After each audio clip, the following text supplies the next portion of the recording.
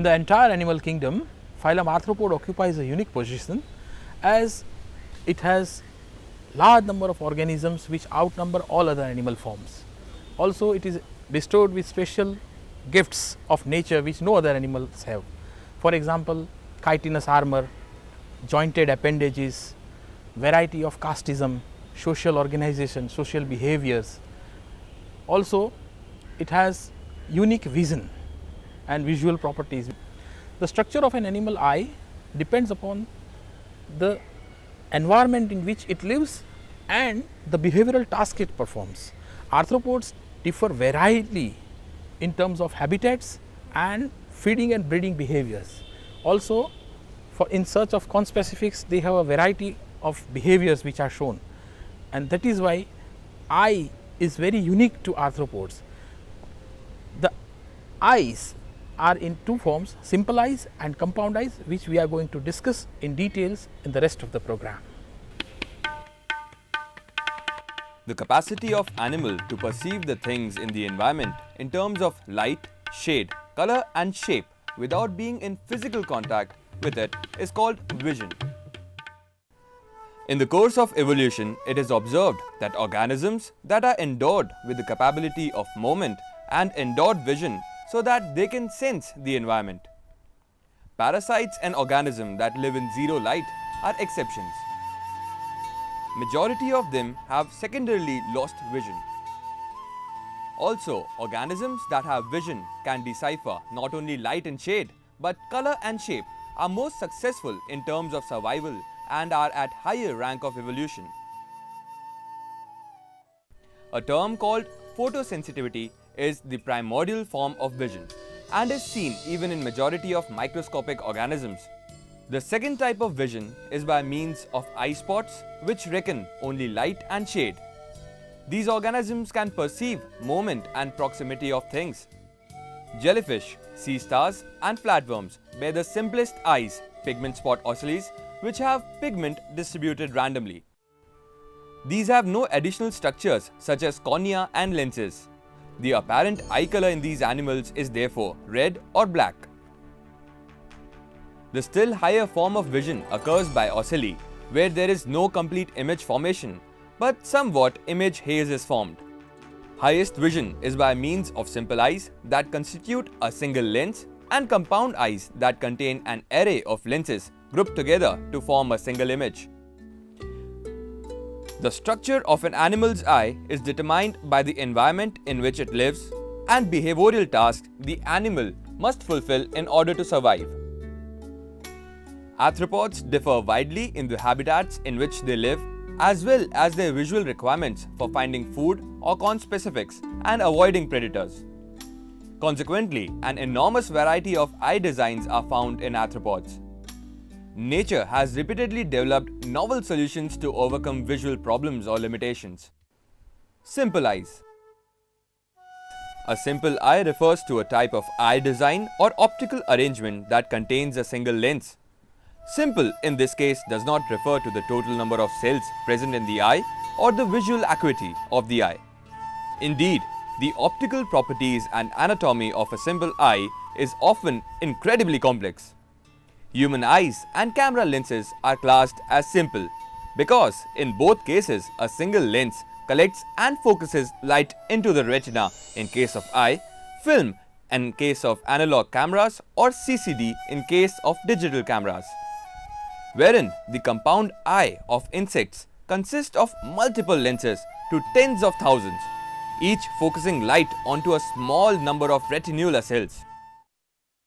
Simple eyes in arthropods. Ocelli. The term ocelli is derived from the Latin and literally means little eye. Spiders have many pairs of simple eyes, with each pair adapted for a specific task. In hunting or jumping spiders, for example, a forward-facing pair possesses the best resolution and even telescopic components in order to see often small prey at large distances. Two distinct types of ocelli exist: dorsal ocelli or simply ocelli, found in most insects, and lateral ocelli or stomata, which are found in the larvae of some insect orders. Both are structurally and functionally very different. Simple eyes of other animals, for example, cnidarians, may also be referred to as ocelli. But again, the structure and anatomy of these eyes is quite distinct from those of the dorsal ocelli of insects. Dorsal ocelli are light-sensitive organs found on the dorsal, that is topmost surface or frontal surface of the head of many insects. For example, Hymenoptera, that includes bees, ants, wasps, sawflies, Diptera, that includes flies, Odonata, that includes dragonflies, damselflies, and Orthoptera, that includes grasshoppers, locusts, etc. The ocelli coexist with the compound eyes. Thus, most insects possess two anatomically separate and functionally different visual pathways. The number, form, and function of the dorsal ocelli varies markedly through insect orders. They tend to be larger and more strongly expressed in flying insects, particularly bees, wasps, dragonflies, and locusts, where they are typically found as a triplet. Two lateral ocelli are directed to the left and right of the head, respectively, while a central ocellus is directed frontally. In some terrestrial insects, for example, some ants and cockroaches, only two ocelli are present. The median ocellus is absent. Structure of dorsal ocellus. A dorsal ocellus consists of lens element, that is cornea, and a layer of photoreceptors, that is rod cells. Ocelli vary widely among insect orders. The ocellar lens may be strongly curved, for example in bees, dragonflies, or flat in case of cockroaches.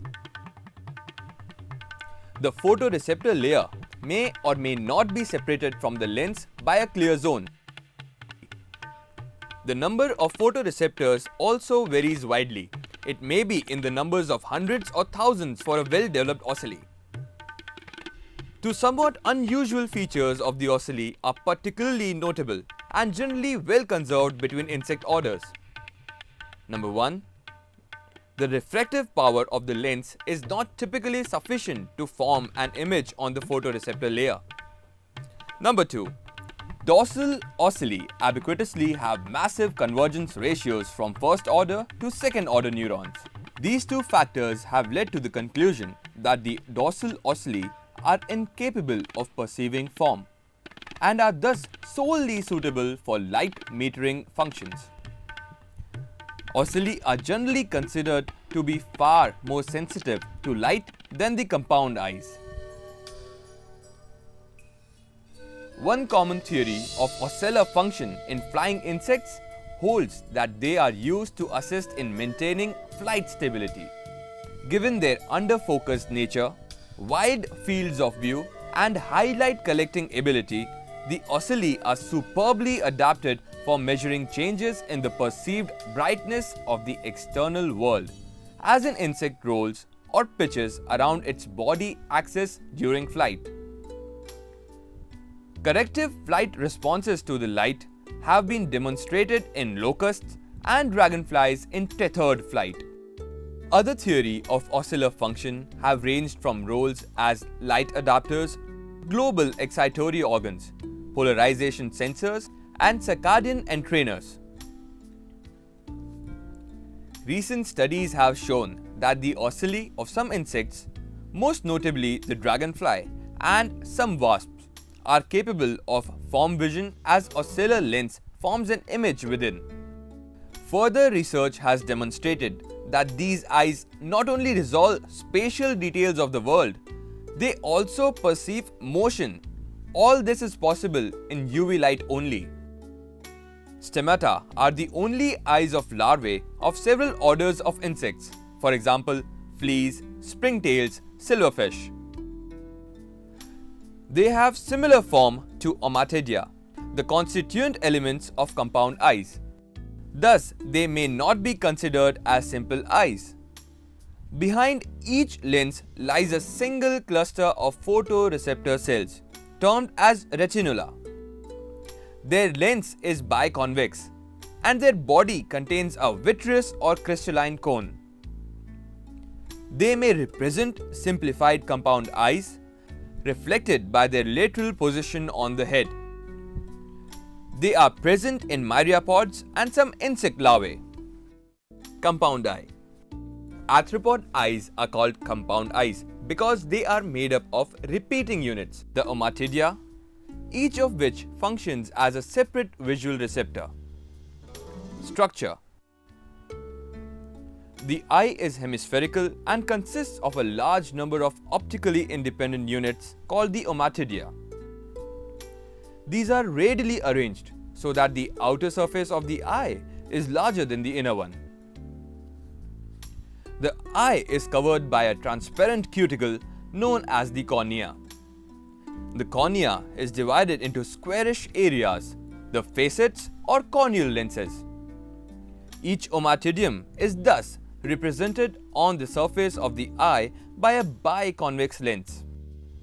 It is secreted by a pair of clear epidermal cells lying just inside it and called the lenticular or corneagen cells.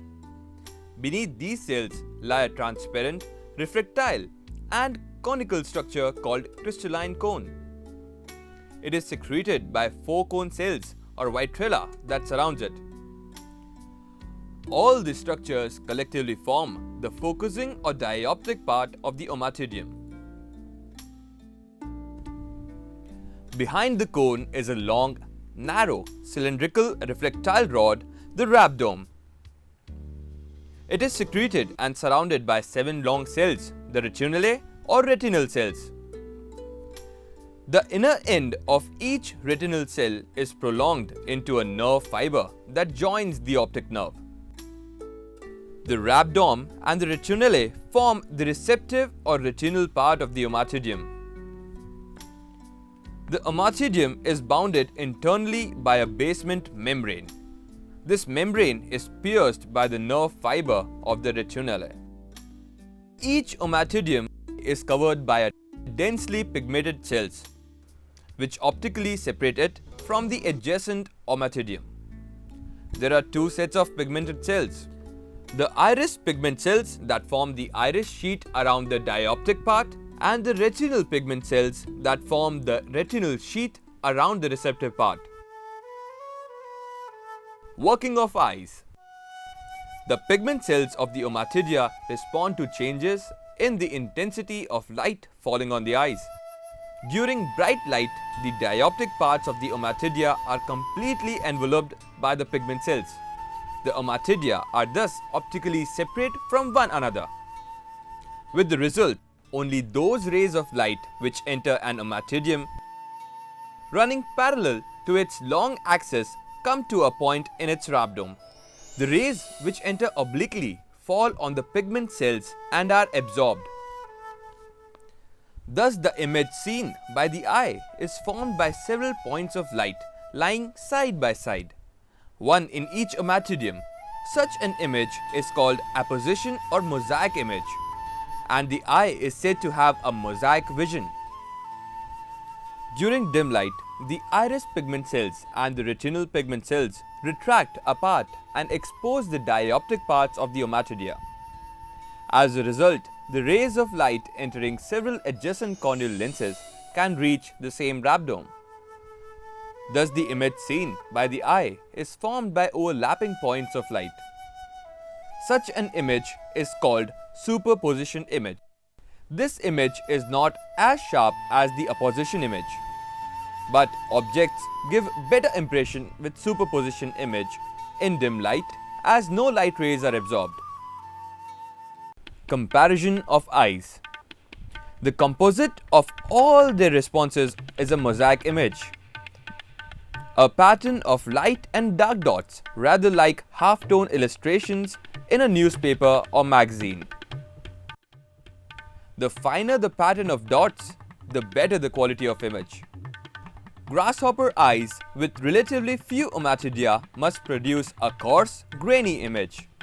The honeybee and dragonfly have many more ommatidia and a corresponding improvement in their ability to discriminate detail. Even so, the resolving ability of the honeybee eye is poor in comparison with that of most vertebrate eyes, and only 1/60th as good as that of the human eye. That is, two objects that we could distinguish between at 60 feet could only be discriminated by a bee at a distance of 1 foot. Flicker effect. The compound eye is excellent at detecting motion. As an object moves across the visual field, ommatidia are progressively turned on and off. Because of the resulting flicker effect, insects respond far better to moving objects than stationary ones.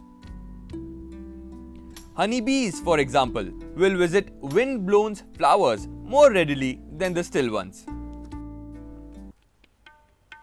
Resolution and sensitivity. Arthropods that are apt to be active in dim light, for example crayfish, praying mantis, concentrate the screening pigment of their ommatidia to the lower ends of the pigment cells.